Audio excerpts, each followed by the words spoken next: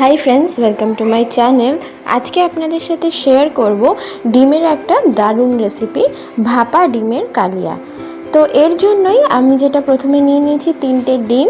সেটাকে একটা টিফিন বক্সের মধ্যে আমরা 3টে ডিম ফাটিয়ে নিয়ে নেব। এরপরে এই ডিমের মধ্যে আমরা দেব অল্প পরিমাণে নুন, সামান্য হলুদ গুঁড়ো আর গোলমরিচের গুঁড়ো। এবার এই সমস্ত কিছুকে আমরা ভালো করে একটা হ্যান্ড বিটারের সাহায্যে আমরা বিট করে নিয়েছি। যাদের কাছে হ্যান্ড বিটার নেই তারা সামান্য কোনো হুইস্কারের সাহায্যে বা কাঁটা চামচ দিয়েও হুইস্ক করে ভালোভাবে ফেটিয়ে নেবেন, কারণ ডিমটা যদি ভালোভাবে না ফেটানো হয় তাহলে কিন্তু ডিমটা ভালো করে ভাপানো হবে না। তো এই ফেটানোটা কিন্তু খুব ভালোভাবে আপনাদেরকে করে নিতে হবে। আর যারা নর্মাল ডিমের ঝোল খেয়ে ভীষণই বোর হয়ে গেছেন তারা এই রেসিপিটা অবশ্যই ট্রাই করবেন। এটা একদমই অন্যরকম আর ডিমের স্বাদটাকে আরও বাড়িয়ে তুলবে। আমাদের ডিমটা ফেটানো হয়ে গেছে। এরপরে আমরা ওপর থেকে সামান্য কাঁচা তেল ছড়িয়ে দিয়ে টিফিন বক্সের ঢাকনাটা বন্ধ করে দেব। এবার এটাকে আমরা একটা কড়াইয়ের মধ্যে ভাপে বসাবো। আর কড়াইয়ের মধ্যে আমরা টিফিন বক্সটা যাতে অর্ধেক পরিমাণ ডুবে থাকে সেইভাবে আমরা জল দিয়ে টিফিন বক্সটাকে বসাবো।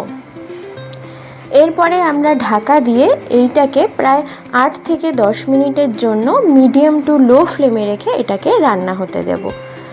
ততক্ষণে আমরা এর মশলাটা রেডি করে নেব। তো এর জন্য একটা ব্লেন্ডারের মধ্যে আমি রসুন, আদা, কাঁচা লঙ্কা, টমেটো আর একটা ছোট্ট পেঁয়াজ একসাথে আমি ব্লেন্ড করে নেব। এই যে আমাদের মশলাটা ব্লেন্ড করে রেডি একদম হয়ে গেছে।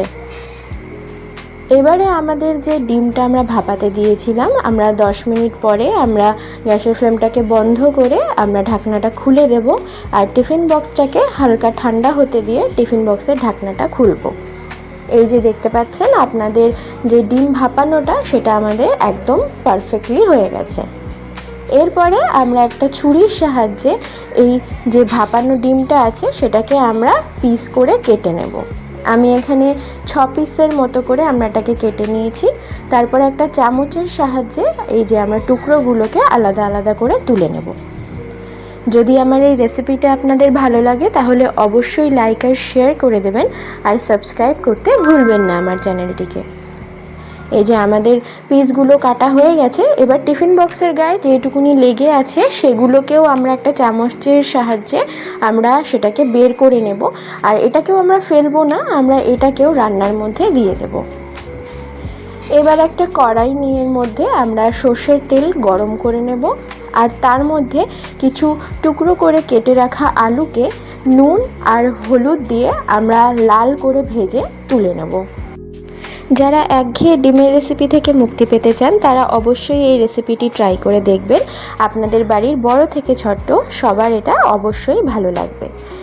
এই যে আলুগুলো আমাদের লাল করে ভাজা হয়ে গেছে। এবার এটাকে তুলে নিয়ে আমরা তেলের মধ্যে একটা তেজপাতা ফোড়ন দেব। এবার দেব এর মধ্যে সাদা জিরে আর একটা ছোট কুচনো পেঁয়াজ এর মধ্যে আমরা দিয়ে এই পেঁয়াজটাকে হালকা বাদামি হয়ে যাওয়া পর্যন্ত আমরা এটাকে ভেজে নেব। এরপরে এর মধ্যে যে আমরা মশলাটা রেডি করেছিলাম সেটাকে এর মধ্যে দিয়ে এটাকে ভালো করে আমরা কষিয়ে নেব। এর মধ্যে এরপরে মশলা ধোয়া যে জলটা আছে সেটাকে দিয়ে নেব। এরপরে দেব এর মধ্যে হলুদ, নুন, ধনে গুঁড়ো, জিরে গুঁড়ো আর মিষ্টির জন্য আমি এখানে জ্যাগেরি পাউডার অ্যাড করেছি। আপনারা চাইলে এখানে চিনিও অ্যাড করতে পারেন। এরপরে মশলাটাকে আমরা ততক্ষণ অবধি কষিয়ে নেব যতক্ষণ না মশলাটা থেকে তেলটা ছেড়ে আলাদা হয়ে যায়। এই যে মশলাটা কষে এসছে, তেলটাও আলাদা হয়ে গেছে মশলা থেকে। এরপরে এর মধ্যে আমি দিয়ে নেব 2টো চেরা কাঁচা লঙ্কা। যারা বেশি ঝাল পছন্দ করেন তারা বেশি লঙ্কা এর মধ্যে অ্যাড করতে পারেন। আর এরপরে দিয়ে নেব ঈষৎ উষ্ণ গরম জল। ঝোলটা বেশি দেবেন না, একটু গাঢ় রাখবেন, তাহলে এটা খেতে বেশি ভালো লাগবে আপনাদের। এরপরে এর মধ্যে সামান্য লবণ দিয়ে দেব আর যে ভেজে রাখা আলুগুলো ছিল সেইগুলোকে আমরা ঝোলের মধ্যে দিয়ে নিয়ে আমরা মিনিট 2 মতো ঝোলটাকে ফুটতে দেব। এরপরে ঝোলটা ফুটে গেলে যে আমরা ভাপানো ডিমের টুকরোগুলো ছিল সেগুলো এই ঝোলের মধ্যে আমরা দিয়ে নেব। আর টিফিন বক্স থেকে যে আমরা বাকি ছোট টুকরোগুলো তুলে রেখেছিলাম সেগুলো এখন এর মধ্যে আমরা মিশিয়ে দেব। এতে ঝোলের ঘনত্বটাও বাড়বে আর খেতেও টেস্টি হবে। এরপরে এটাকেও আমরা মিনিট 2 থেকে 3-এর জন্য ভালো করে আমরা ফুটিয়ে নেব।